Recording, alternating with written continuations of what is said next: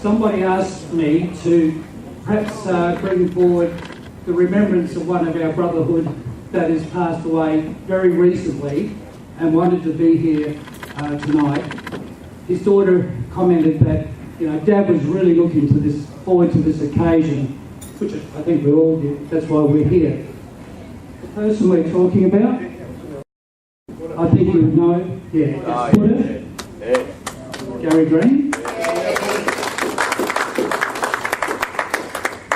I was one of the fortunate ones that got to work a little bit with Gary.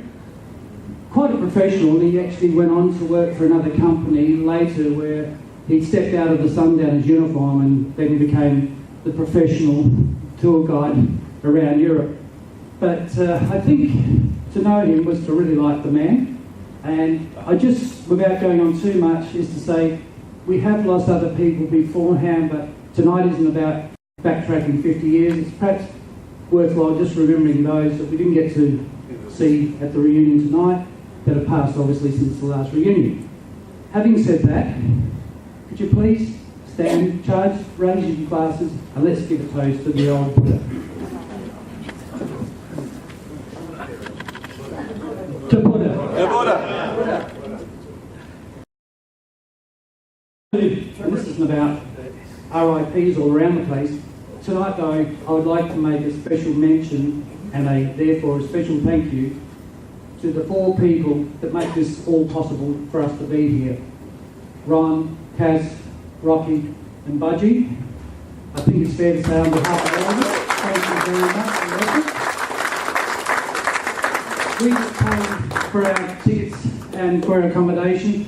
I don't think half of us realise just what goes on in the background between organising transport to be here this evening to the mills. There's a lot of shuffling that has gone beforehand. So, everybody else, please stand, raise your glasses, and a cheers to the committee. To the committee!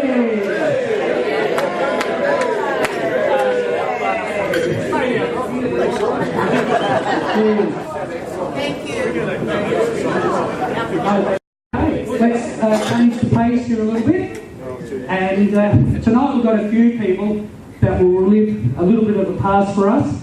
And coming to you from the entertainment of the world at Seagulls Club here at the Gold Coast, we have for you to tell us a little bit about their story. Come forward and hold. So I started in 73, finished in 76, paid half of a trip for the Sunseeker film trip. They didn't have enough people for the 29-seater coach to go to North Africa. And I think half of the people on board paid half of the cost of the trip just to become part of the crew. Went for my licence when I came back. On a Friday afternoon, there was too much fog, they wouldn't give them a licence. And on the Saturday I went to India. 12 months later I still haven't got a licence. Probably most of the trips were breakdowns. I doubt whether there was more than 3 trips where I didn't have a problem. The main one was a London to Kathmandu, and then a Christmas trip in 1975, and then back to London, coming into Kabul.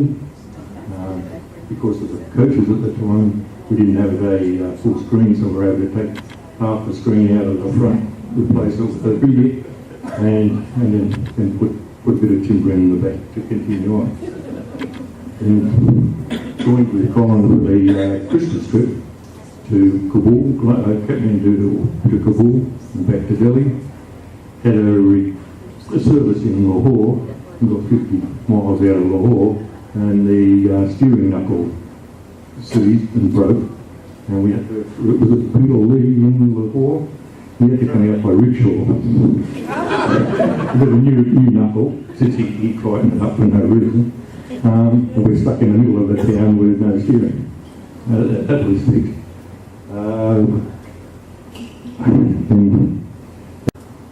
The trip finished in Delhi, And then I had to get the coach back to the Gange, and we were having problems with that. For some reason we decided we needed new bearings put in the engine, which Ross Rock brought the bearings out from London, put me in Varanasi. They had the bearings changed, got to Big Gange, picked up the Christian Youth Group for in the 1970 Christian Youth Group, and went to Kajahara between years, coming back from Kajahara to Varanasi, and the engine seats, they type the bearings get tight. 7 hours under a bus in 35-degree temperatures, no one around, the passengers sitting on the side of the road, and kids just came from everywhere. Fortunately, we'd got the bearings and taken it with us, and we're able to drop the sump off. We change the bearings and get back to that. Does Ron know about this? That particular coach, I noticed the other, I'd forgotten, was the coach in the Cossack, but it's got a different registration number to the one that we took to India. Apparently it didn't have a Thane for that time, so they changed the registration plates. We went all the way out and back with, I don't know whose coach it was, the registration. When it came time at the Iranian border, which is where we would have had the problems where they could check your engine number, we just read out the number that was supposed to be on the car. Not supposed to be on the car. We had a tyre that needed to be repaired. That was done, which were all done by the 6, 7-year-old kids. There was never an adult working on the coaches. All was fine until we did the overnight trip to Persepolis, and on the way back we blew a tyre. Put the spare on the front, drove for 10 minutes, and the spare blew. So we're out in the middle of we're in the middle of the night. We ended up having to put a flat tyre on the rear and take one of the wheels off the back, so we're travelling with 3 wheels on the back. Passengers moved over to one side until we could get take the lead off one side until we could get got 2 tyres to be repaired, the passengers outside, and transported these 2 wheels to get them repaired. When they pulled the last tyre apart, inside it was a tube spanner and a bar for operating the tube spanner.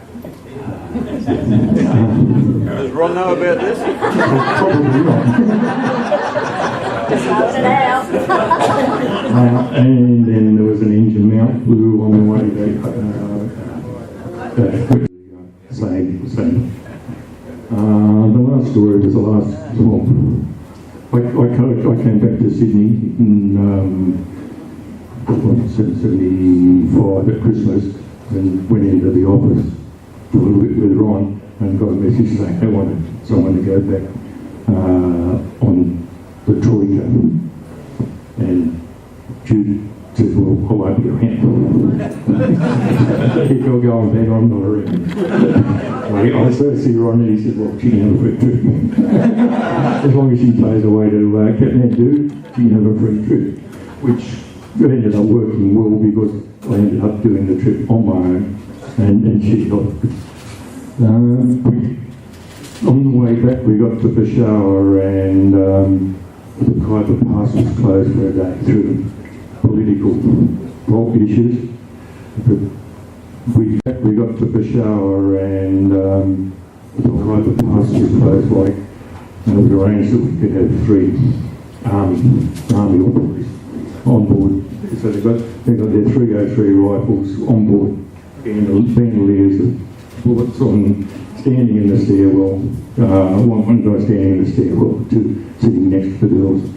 And we get to where we got to pay the toll, and well, you couldn't drive in. It was just a massive guns, all guns pointed at us. These soldiers panicked, and passengers were panicked, and we turned around. Went back to Peshawar, and then went to the cottage industries in Peshawar with their stamping rifles with Enfield stamps on them, making ballpoint pen guns, and selling slabs of hashish for $3.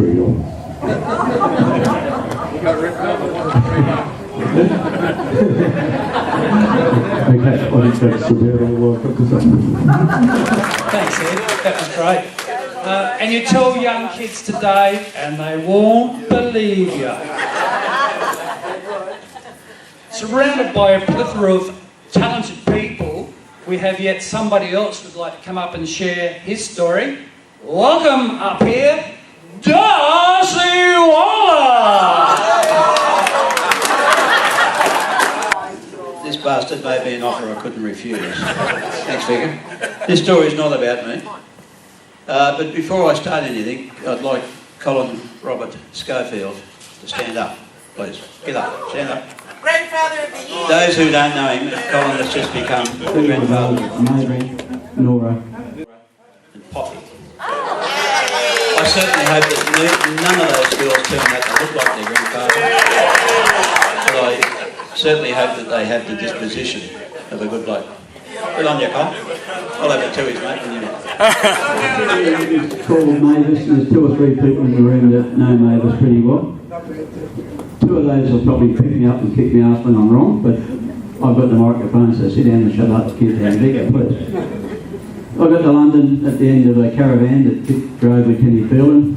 I can't remember the circumstances, but I was in Bob Wilco's office about 3 days later and told me that if I went with Ken Phelan back out to India because he was doing the flyer out, off I go, and if I backed up, I could be left in Afghanistan. Right, so off we went. We got all the way out to India. I never backed up, neither did Ken, but the old coach apparently did. It was a Gardner, Bristol, white thing, the white whale we called it. It was nice to drive in one respect. But the problem was I got out there and there was 35 seats in the coach and there was 36 of us. So someone got asked to leave. I ended up doing a trip up to Delhi to pick up visas, etc., and once I did all that and Ken got in there, I was then transferred over to Kid and Vicar. And by the way, Ken and Rabbit was the courier. They let me fly up from Varanasi to Delhi, so I thank God for that. That might have been so lucky the next time I had to do it. So we piled on board this coach. I think the first song that was ever played on the cassette was J.J. Cale. They call me the Ruse. The bald head is nodding down there, I can see. Is that correct, Dick? How's it go? Well, John O'Maccabe told me that. Cheryl down here, Cheryl Worth was on the trip, John O'Maccabe, and he remembered that as being the song that was played. We got down to almost, or into Pokhara. Spring hanger broke. Bit of a problem, we can't go any further. So with the passengers, with Vicar, with us, we went to Pokhara, Kit went back to Kathmandu. And his wife had him doing whatever for about a week. And at the time it was the Silver Jubilee of her match. And I don't think the communication between Kathmandu and London was too good, so we were down there for a week. We had a great time, Vicar, didn't we? Yeah, we played around there with in the water and can't tell most of those stories. We stayed in the new Green Lake Hotel, which of course was 5-star, with the 5 stars out of every hole. In the roof, stars out of every hole. In the roof. I should have No stories, straight to bed. Not Not quite in that order, but anyway. But there was no, sorry, Sandra, there was no straight to bed. I also refused point blank from this day on to listen to the Rubber Soul album by the Beatles because the restaurant all they had was one long playing record and that was it. And Ganesh and the other bloke Nehru were there and we had a great week. Next thing we organised is kids got the coach fixed. He turns up and we're going to leave Pockera around about midnight, I believe, to go down to Hotel Lombini at Barrowa. All good? Off we go. Am I right so far, Cheryl? Thank you. Off we go. So we get down, almost, I think, down to Lombini or to Barrowa, and the water pump shits itself. 14 kilometres out of Pockera. Sorry? 14 kilometres out of Pockera. 14 kilometres out of Pockera. Well, okay, I'm not going to stand here and be corrected on the distance. Shit, I understand. Anyway, we did all that. Whatever happened from there on in, it's a bit vague in my memory, because what happened yesterday is vague in my memory. But I think we flagged down a couple of local buses. I took the passengers with their overnight bags onto Pockera, onto Barrowa. When we got almost there, we got shot out of the buses. And they said, Make your own way. Nope. Okay, I've said enough.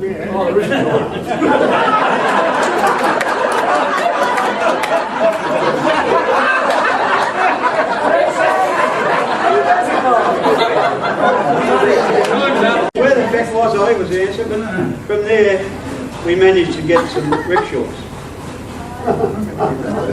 Whatever time of day or night it was late, I know that. And we organised rickshaws for everybody, which was a wonderful experience, hurtling down there at night.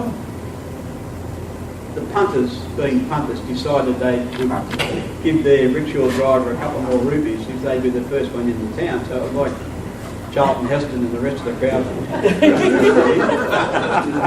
I am shitting myself. What am I going to do next? We get into the Hotel Lombini and they were all sorry they did race to get here because those who'd been there, it wasn't a really good hotel. We spent the day, I think, there. Next morning, we've got to go to the border. Is that all right, Dippy? I'll give you another microphone. I think it's going again. It's going again. Thank you. Where was it? Yeah. So we get the only way I can get to the border was to hire a further 15 or 20 rickshaws, which we did. To the border, and my next problem was, what do I do now? So after we got through the border, we then had to go and find some bus or a coach or a bus to get us to Varanasi. And that was there where I first learnt the grounding that for my later career as a union official by negotiating with Gupta and these boys to get a bus. And whatever happened there, we got the bus and off we went on a horror ride into Varanasi because he couldn't drive, could he? If you remember. That was the people on the roof that got out. Yeah, the people on the roof gave us the shits. We got into Varanasi, turned up there, and the very first words out of Dave Banerjee's mouth, yeah, said, was, you realise that the ice cream has melted. And he was up to me about the ice cream melting. And I put up with that for a while and got everyone checked in, and soon I went in and thought, well, I'm a courier here, I should get a free beer or something. I did. And he's into me again about the ice cream. And I told him that, you remember the bloke that was here not long ago and he jumped on your scooter with a great big, and took the gun off your guard? Remembers him. And he, I said, he's coming back. He'll pay for the fucking ice. So we had got a coach to take us and do the tours.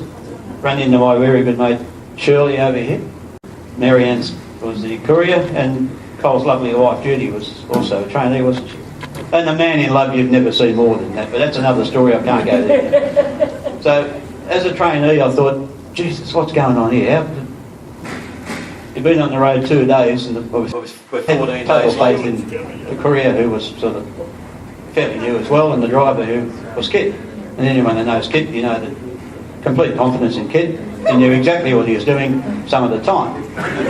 So we then...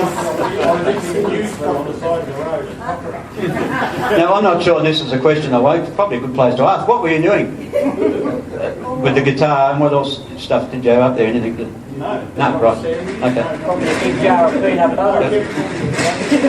Eating bachelors and playing guitar, I can imagine that might have been something. Anyway, another story. Getting towards the end of it,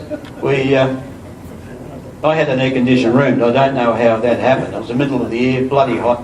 I had an air-conditioned room in the place. I was fairly popular because people wanted to come and go because it was cool.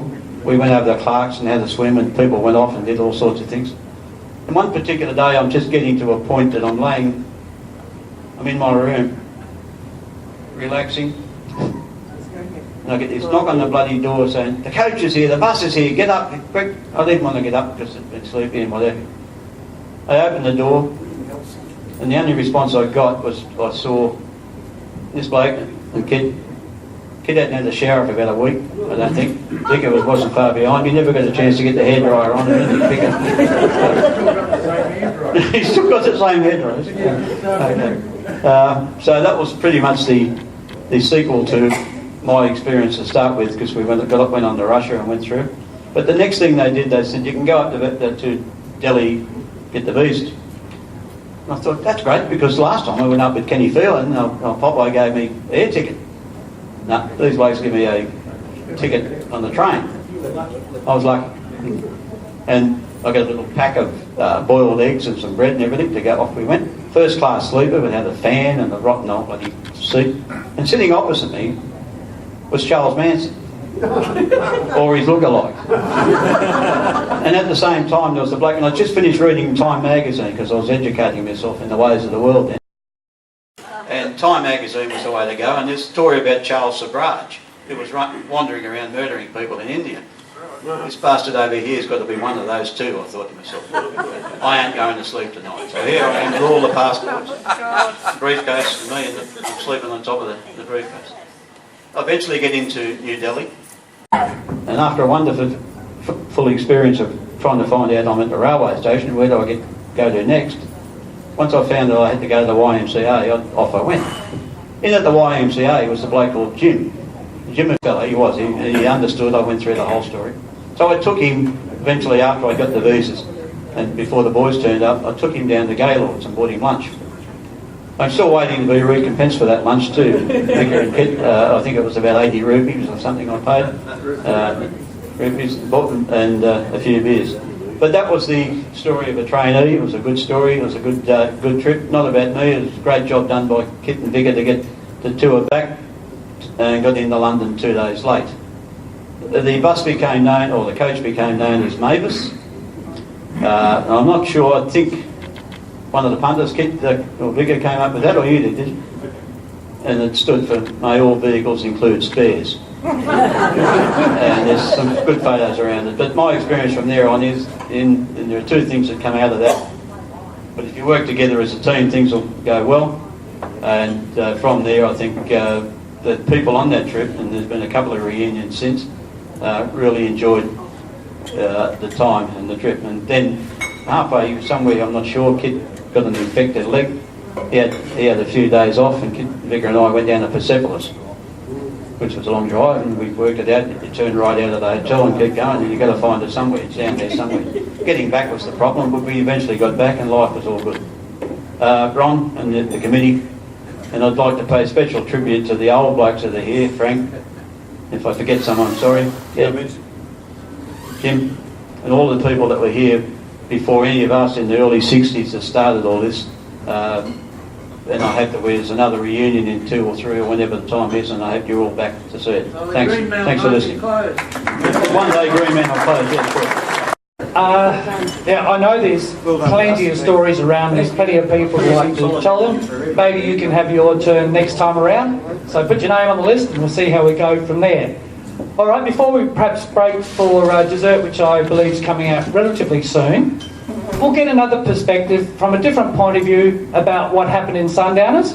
This time, make her very welcome, Ginny Snedden! Pete and I work with Sundowners.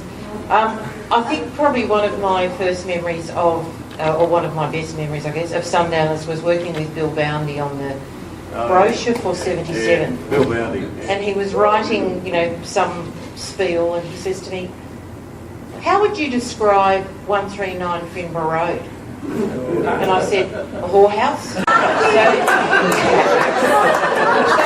became known as the 139 whorebags. But because I think I can't think, it was supposed to sleep about 30, 40 people, and we had a party one night, and there was something like 43 people slept there. No, sorry, slept 30.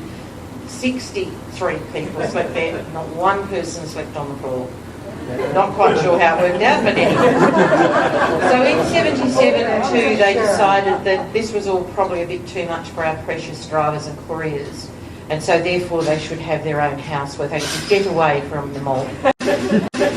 So the purchase was made of a driver's house, and of course we had to have a welcome, a housewarming party. And being good Aussies and Kiwis, we had to have a barbecue. But there was no barbecue. So 2 or 3 fairly industrious couriers and drivers went out on a little walk around the streets and came back with this amazing metal thing, which was sloped up and then flat. It was sort of about that high. Turns out it was actually for somebody to work on their truck. So I don't know what happened when they came to work on their truck and there was only one. But it was a very good barbecue place.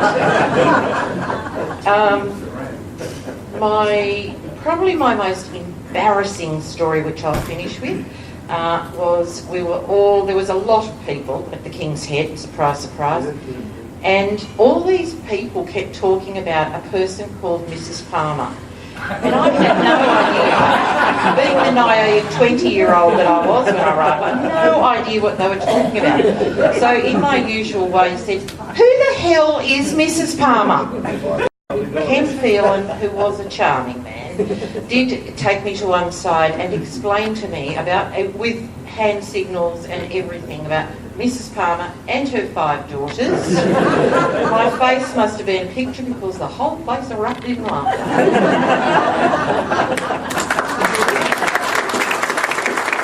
Thank you.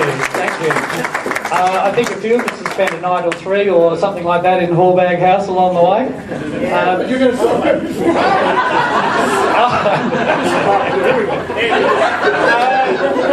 There's another lot of stories, isn't it? Yeah. So thank you so far. We'll take a bit of a break for the moment. Stick around. There will be more. We'll have dessert first, and we'll come back and talk to you more a bit later. We're fixed.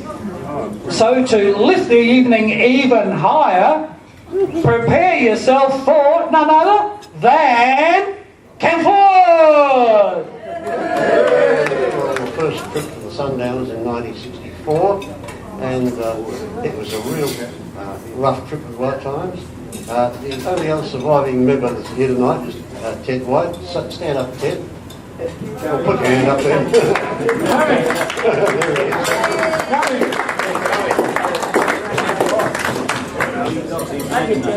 And the other one you might know was on the trip with us was Bombay Bob. He did several trips many years afterwards. Bombay Bob Wilkinson, yeah. I first saw an advertisement in a Sydney newspaper saying anyone interested in doing an overland trip. And I thought, that sounds interesting. So I answered the ad, and Brian Powell and John Sheehan came up to Sydney to interview some of the people. And it applied, and Ron just told me tonight that they had over 200 applicants. And I don't know why they chose me, but they picked out about a dozen that probably were somewhat successful. Johnny Photo said to me, "Can you drive?" I said, "Yeah." He said, "Can you drive a left-hand drive?" So I lied and said, "Yeah." He said, "Right, get your international driver's licence." We were allegedly fair-paying passengers, but we all finished up driving at some stage or another.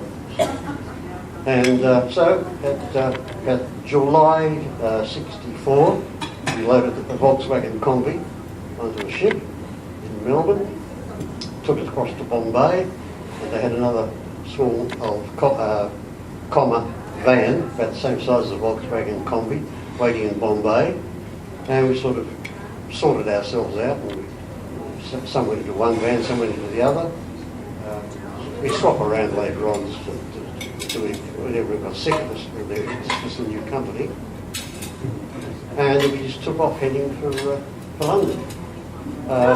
Now, I suppose all of you who travel overland have realised what a cultural shock it is when you first hit places like India. For those of you who came from England, it wasn't so bad because you sort of started nicely through France and all around there, and then sort of gradually went downhill till you got to India. But in India, you suddenly were struck by the whole difference in culture, the whole difference in people, the cultures. It was really terrific. Only one thing I wouldn't do again was to set off to drive to London at the end of the monsoon season. It was one of the heaviest monsoon seasons that India's seen for many years. 2 days out, the seas were dirty brown, washing out the we were able to surf in a swimming pool on the ship, and when we got to India itself, it was absolutely flooded. So after a few days in the Bombay Salvation Army hostel, just behind the Taj Mahal Hotel, just slightly different there, we sort of set off on the journey off to England. Now I brought a few slides, about half a dozen slides of just to illustrate what it was roughly like. And there's the comma. You might notice, by the way, it wasn't called Sundowners then, it was called the Overlanders on the first trip. And I'll explain why later on, when it became the Sundowners. But this is coming out of Bombay. We were trying to cross the Indus River, which is in full flood. We had to visit Afghanistan. But we encountered minor roadworks on the way, and we finally found a place on the Indus River with a little dirt peninsula leading out into the river itself. So we had to drive the van out on this to pick up the boat. And we were stopped by a truck full of sacks to catch a ferry. So what we had to do was to unload the truck, and that's been in the foreground, and there's Ted taking another bag out of the truck, and it was all the bags were full of chilies, and the red hot chili powder soaked into our backs because we weren't wearing shirts, and it was like a terminal case of sunburn for days afterwards. And there's Ted getting into the truck, and there's a Danish, Swedish chap called Ellen that told us to bloody hurry up. And the bloke on the left-hand side the van has Merv Robinson. But his real name was Merv Rubenstein, but he had to change his name for obvious reasons because we were going through Arab countries. And as we later on when we went through Lebanon, we all get a few extra bob, we all sold blood. And Merv joined us and he gave some blood, and we were laughing for days afterwards because we realised that somewhere in Lebanon there's an Arab getting around with Jewish blood in him.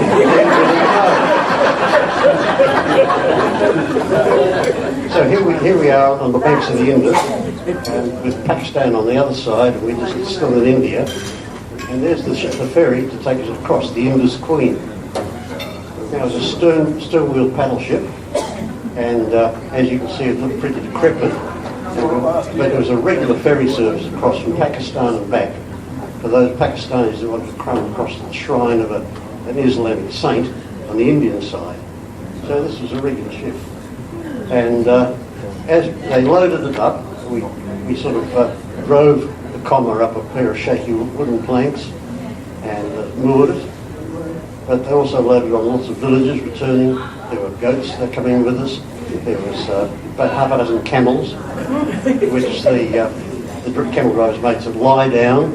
Then he put a stick under the arm, over the neck, and under the other arm, so the camels couldn't move.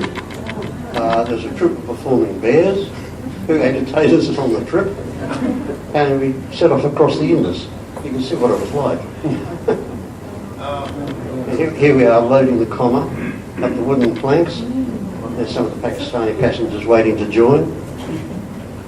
And the Indus River, you couldn't see the other side. It was in full flood. And so we spent the next 4 hours chugging diagonally down the river trying to get across. There's our captain, he's Haji Muhammad Khan, and all his sailors secretly laughed at me because he had a red beard, which the Pakistani brides used to use.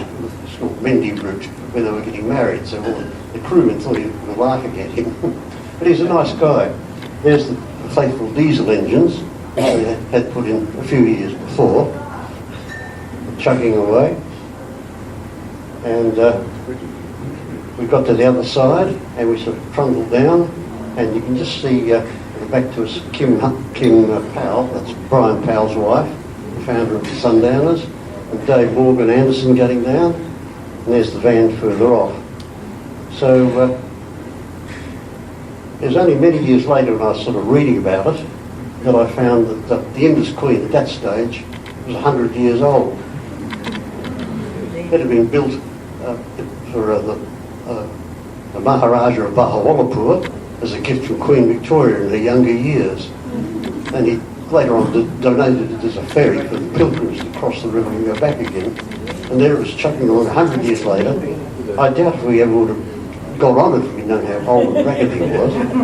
But it lasted to the 1980s. It was originally an old paddle wheel steamer, for goodness sake. And here it is lying on the bank, as it is today, it still exists. It's lying on the banks of the Indus, in a little backwater. There are actually moves, I've been sort of following on the internet, and there are moves from the Pakistani government to recondition it, restore it, float it again, and build a whole water theme park so it'll chug around giving rides to children. And I thought it's a wonderful story. It's such a iconic old ship. But God, it was a rackety journey. Anyway, we sort of pressed on, and because the rains prevented us going up through Afghanistan, we head off across the Baluchi Desert to Quetta and then into Persia as it was then, and all taking our turns driving and getting lost, of course.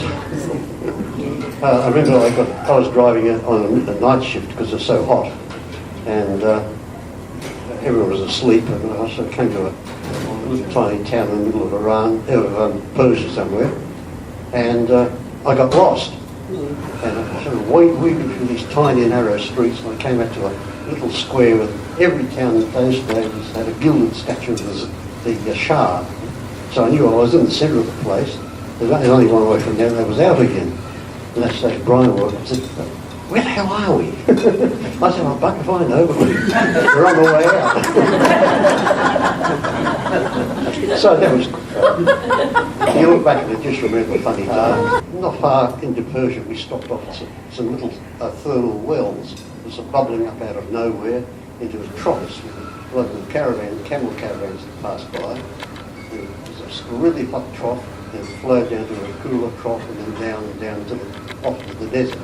The cooler water down to the camels. So we all stopped, it was dusk, and we all stripped off and hopped into the hot tank in the middle of nowhere and had a luxurious hot bath, and then cleaned itself out, and the next person hopped in and had a soaking hot bath. It was so good. And then we spread out our tents, because we didn't bother putting a tent up, and just slept under the stars, which was absolutely marvellous, in the middle of nowhere. And then we woke up in the morning, and we found a bike track. Somebody was pedalling across the desert at night, and all of a sudden he came across all these people sleeping on the tarpaulin, and there's this terrible squiggle of bicycle tracks all around us, and we got across the desert and we never saw it again. That was very funny. But we finally got to London it was about 3 months later, and we were amazed to find ourselves we sort of headed straight for Earl's Court, of course, and we found ourselves being besieged by screaming young ladies. We thought, that's marvellous, you know. This is the London we've heard about. But then they sort of saw who we were, and they sort of, and went away again. We finally figured it out. There was a pop group in London at the time called the Overlanders, who travelled around in a combi van with all the instruments. So we had a blast. We should have only known, we would have played it a bit better. However, Brian said, well, that does it. He said, we can't call ourselves the Overlanders. He says, well, what do we call ourselves? So we all sort of ummed and ahed around a bit. And a few days later, we were driving along High Street, Ken, just past Harrods. And it suddenly came and I said, what about the Sundowners? And so Brian really went off the road with delight, said, that's it, we'll call it the Sundowners. So I can claim credit for that.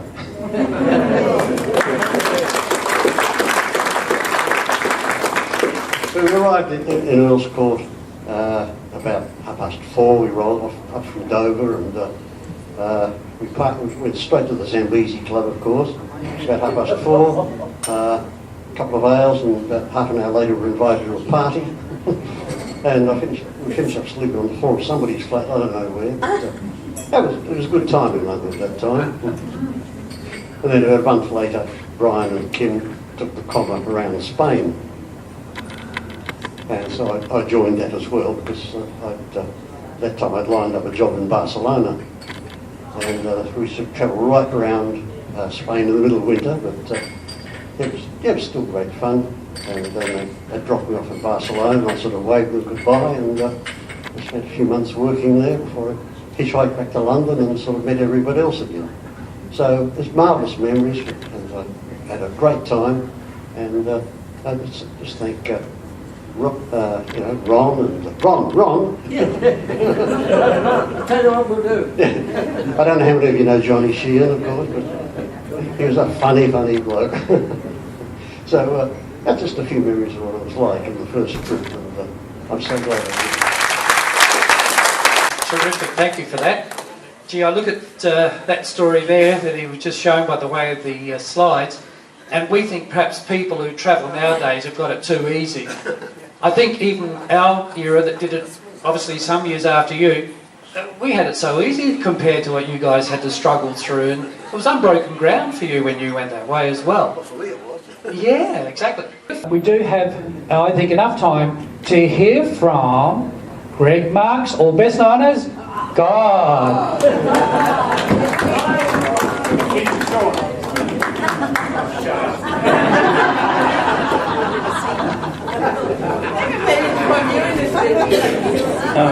I thought I'd do a little bit of a scientific experiment here today. We're all getting pretty old. I couldn't have done this in the last uni because we weren't old enough. But, we're all suffering. There's a lot of in the papers today about dementia and losing your memory and stuff like that. So I thought I'd do a little scientific... So tell me about it. But anyway, so I thought I'd do a little experiment. And there's another thing that comes into this when I've heard Darcy talking about it before, and a few others have been saying, was that the way it was? Did that happen? Yes. And it's called embellishment. For God's sake, don't ask me how to spell it. But, it's something that I think we all do at some stage over the memories. And there's a guy here tonight who I've only ever seen 4 times. I did half of an overland with him in about 1980, 79, 80. Merv Blackwood, if you come up here, Merv. Merv and I did an overland together, and I've seen him 3 times after that trip. One was at my wedding in Wellington. What was it? 26 years ago, I think, something like that. Get that right. That was the hardest question yet. And I saw him at a reunion a few years ago, and I saw him obviously now. But we've never actually talked about this experience that I had. And I've told this story to my 3 children as they grew up when they were this big and further. Dad, tell me that story about when you're in jail. I've been in jail once in my life, and that was in a place called Acaba, which we all know about. And Ken Boy's been in jail, and Mick Powell's been in jail, and there's probably a few others. Dippy, there's been, a lot of us. Yeah, a lot of us have been in jail. But I obviously tell this story to my kids. I've told it to a lot of you recently, and I've told it to you. And it's whether do I embellish that story as time goes on? And I don't know. I may have, but I have a certain memory of what happened and how it worked. And I need one other volunteer, Mr. Catchpole, if you'd come down here too. I want you guys to stand directly behind me. And I've got, obviously, I've got his friend, ex-politician. He's really good at this. When somebody gets on, a politician gets on and starts talking, I want these guys, right? They're going to nod. So stand close. You've got to stand close, and while I'm talking, they must nod, right? If I embellish or change the story, Merv's got to tap me on the shoulder and I stop talking and give him the microphone, and he tells his side of the story to make sure that I'm not embellishing. So, we'll give this a go and see how it goes. But I did an overland out to Kathmandu, and I did it with the dear departed, what's his name? Case Van Ypres. Anyway, Case went out with me and we went down to Aqaba, and unfortunately when we were there, I won't tell you that whole story, but I had one of my passengers was raped by a local Palestinian guy called Tito until I'd left. By the time we got to where the Tigris and the Euphrates come together, this girl came up and told me about it, and I was really pissed off that this had happened, because this guy had actually used my name and said, "Oh, I know Greg," and that's how he tricked her into going with him and that sort of thing. So I was really pissed off. So anyway, I go to Kathmandu. We broke down. There's a few other things that happened. I leave Kathmandu with Carl Capstick, or I left with Carl, and he drove me to Kabul. Rocky was with me in Kabul, and we put all our passengers on a plane, flew into Istanbul, and I picked Merv up. And I said to Merv, "Merv, hi, I haven't met you before, how's it going?" Keep nodding. You are nodding. Keep staying close to the nod. No, you've got to keep nodding. You've been a politician for... Jeez, nod. Right, so then we went... I said, "Merv, look, how's it going?" I told him my story. I said, "Look, when we get to Aqaba, I won't go out of my way, but if I see this guy, I'm not going to be happy, So anyway, we do the trip. We go down to Aqaba. We get there and we go out to the disco. We went to the night this girl had this incident, and there was a few of the guys there, but this particular guy wasn't there. We're having a few drinks, and while we're there, we're saying, I was sort of looking for him. We went back to the Red Sea Hotel, and got there, and the next morning I'm sitting on the bus doing accounts like all couriers did, diligently making sure the numbers balance. Anyway, we make sure the numbers balance, and next thing one of these guys in the disco comes up, "So, hi Greg, that was a great night last night, had a really good time." I said, yeah, it was. I said, "By the way," I said, "I didn't see Tito, is he around?" "Oh yeah, he's around, he's getting married." I said, "I'd love to catch up with him." So anyway, I couldn't believe it. 5 minutes later, this car screams to a halt. Tito jumps out of the car, walks up to the front step of the bus, and I'm just stepping down the bus, and I am left-handed. And as I stepped on the bottom step, I've gone Mac. Hit him once, knocked out a few teeth. Giving him a kick, it feels really good. And he sort of said, "You bastard, you held out your hand in friendship, and you hit me. That's all you deserve. You raped one of my passengers, you bastard."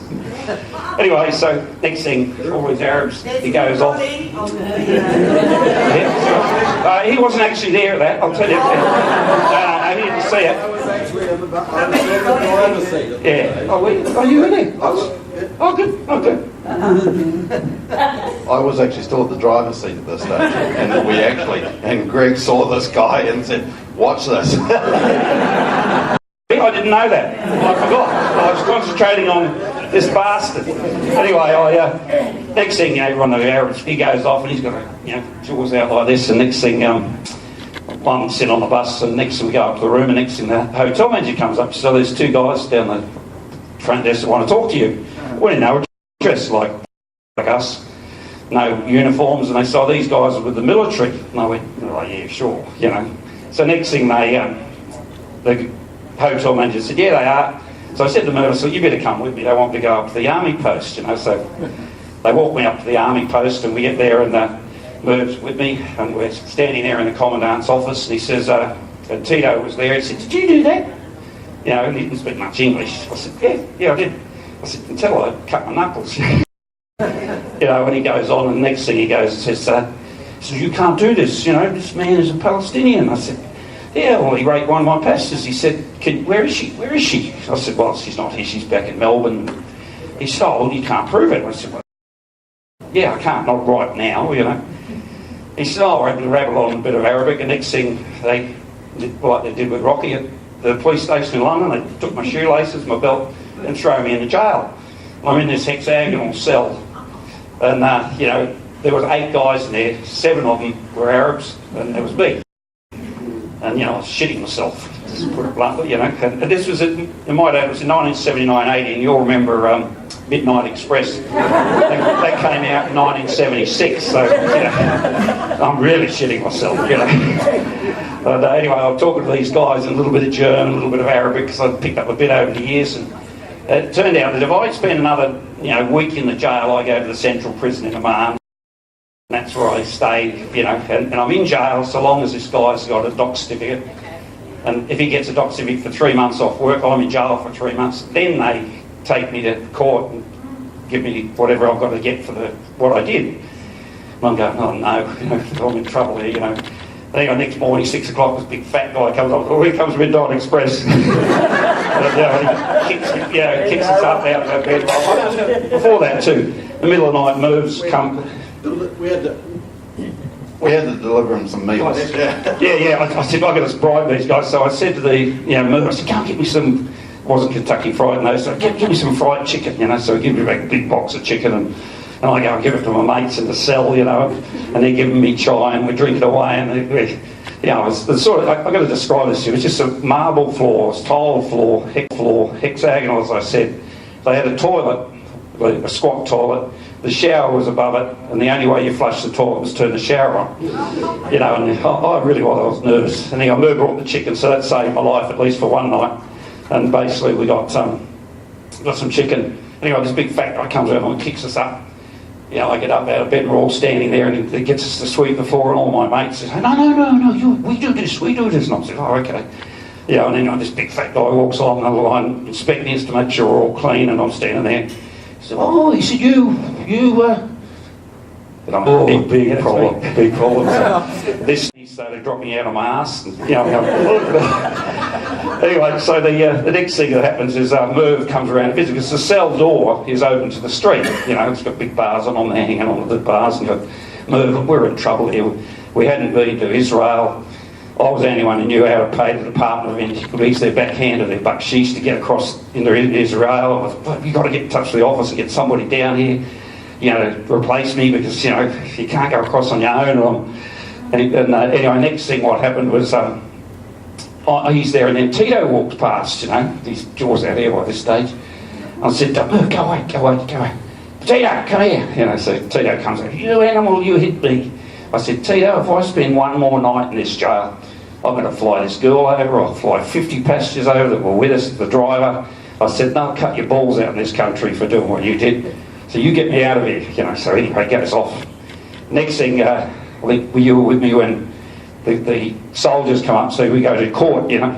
So they shackle me, cuff me, 2 soldiers with M16s on their shoulder. And we walk down the main street of Aqaba, and nobody had said anything to my passengers. And the passengers walk around and go, morning. We go through this exercise, and they go, we go into this courtroom. Cash the food, Kitty. I want, if I can, I'll buy my way out of this. So, you know, so he's got a cash for $6,000 or whatever, US dollars, your pockets full of it. We go into this courtroom, and there's probably 40 Arabs in this courtroom. You know, all this, I was big news, you know. And anyway, this judge is there, and the only guy that spoke good English was the guy I hit. So, you know, the judge gets there, and he gets there with his anvil, and he says, and he spoke bits of English. He says, you do this? I said, yes. Are you sorry for what you did? Yes, I am. Your Tito was a good man? I said, yes. I'm really sorry, you know. So next thing, they rattle on in a bit of Arabic. I jump in a jeep with Tito and 2 soldiers, and we go to the doctors. The doctor, Tito was a good man? I said, yes. Next thing, he changed the doctor certificate he had 3 months off work. So he gave me a doctor certificate, gives it to them, goes back to the court and sits in front of the judge, and the judge says, Tito was a good man. I said, yes. And he says, I'm going, God, what's going to happen here? You know, next thing, he gets his little hammer and he goes, 300 fills, which it was in those days was about 50 US cents. And I said, I turned to Merv, I said, Merv, no. I said, have you got any change? So then, we paid the 300 fills, and I'm sort of out of jail. And then we're walking to out the door, and Tito's with us, and Tito says to me, you're a very lucky man. I said, no, Tito. I said, you're the lucky man. If I'd known how cheap it was, I would have hit you twice. That's actually a very good rendition. It was very close. I thought it was equivalent to about $5 was the fine, but it was slightly embellished, on the lesser degree there. But no, it was quite an experience. But I must just add a little bit onto that trip. It was a particularly good trip, and we headed in through Iraq, in fact, and we went in there, and Greg said, we're going to go and find the ziggurats of Ur. And he said, well, we go off here about 40 kilometres, you'll find a signpost lying down in the middle of the sand, and you turn right there, and you head off there, and you eventually come to the Ziggurats of Ur, and then we head off there, and there's a little town we can stay, and then we go into... And so we followed this, and it was amazing. We were probably one of the last bus tours that went through the Euphrates-Tigris Delta, and in fact I did it on a repeat trip, because I was picking up passengers in Iran. I mean, that used to overfly, and I'd pick them up in Istanbul, and the very next trip I repeated it again. And it was a fantastic experience going down through the Tigris and Euphrates Valley, which was quite incredible actually. And then in Iraq, yeah, and then we'd come out at Baghdad, and then we'd go up and basically go up into Turkey again, and tremendous trip. Yeah. So a true story that he tells. Very true. Your memory's better than you think. And you want to say something? Yeah, I need to say something.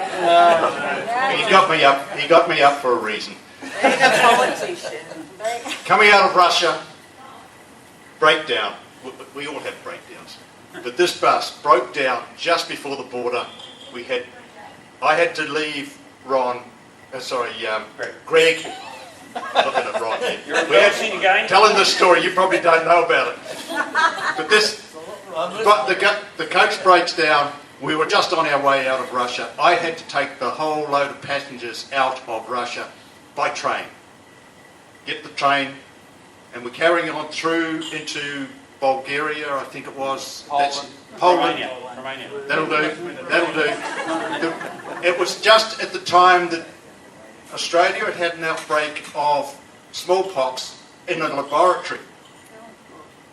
No Australian had smallpox vaccination certificates.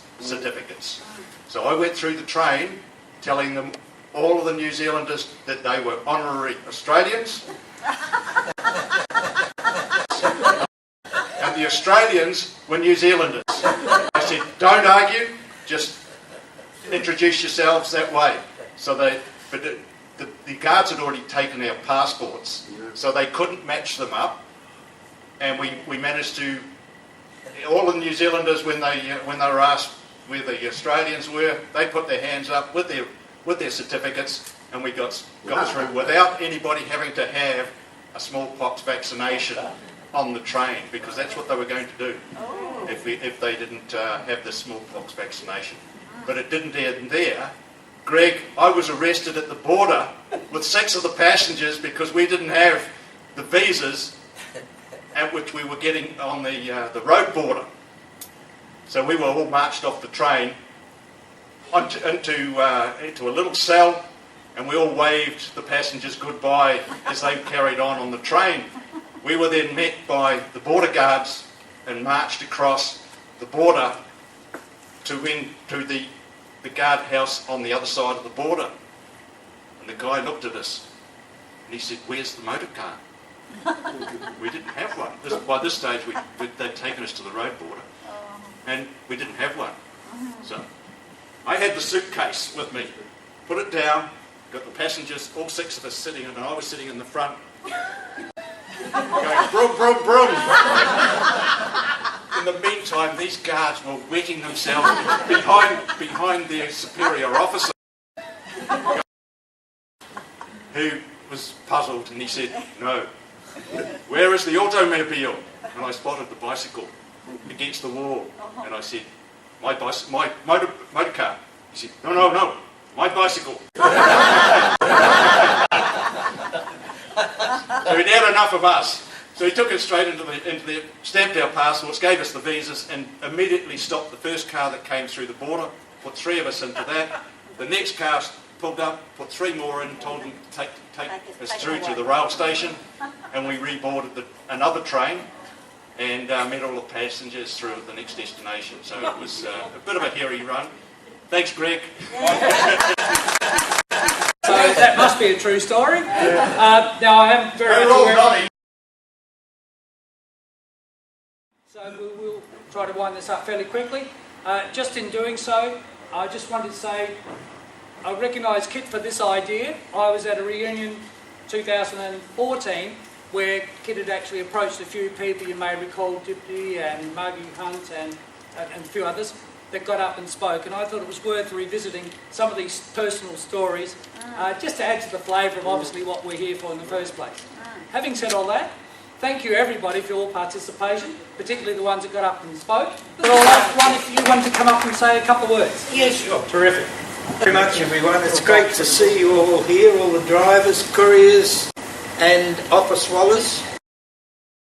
So, yeah, great to see you all, and it's just get people along like Cam, that was on the first trip, and Ted. And Ted, of course, became a director of the company after that, but and to hear all those great stories, and so a lot of them I haven't heard about. But, there was one, Ed mentioned the Christian Youth Group, and they were a group of Christians, of course, very religious group, and they chartered a coach to office to do the overland trip from India to England. And on the trip coming out from England, the driver, I won't mention his name, I don't know his name actually, but he'd screw anything.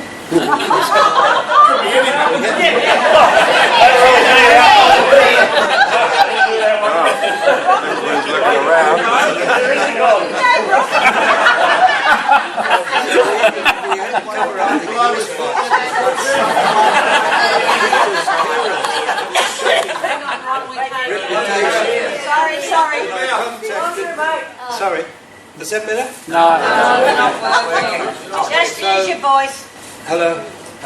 So anyway, I contacted London and I said, I've got this Christian youth group going up to India. I said, who's the driver on the trip? And he gave me this driver's name, and I thought, oh my God, we've got all these religious girls, and he's going to be unhappy doing the trip. And if he tries anything, they'll be unhappy, and I'll get, caught up by the boss in Sydney. And anyway, he went on his way. We sent the people up, and then I had to contact all the drivers then in those days by letter. So I'd send a letter to Delhi or somewhere and see how things were going. And then a few weeks later, I got a letter back, and he said, "I'll take as many of these trips as you can book." So he was happy. The passengers were happy. Okay, thanks everybody, and good to see you all here, and thanks for Kaz to organise the room here, and because of the Greenmount closing down again, and it looks like the way it's going, I think we'll be back here in 2 years' time with a new reunion, another reunion. Okay, thanks a lot, it's been a great time, and we've all had a lot of fun, catching up, a lot of stories, and we'll carry on.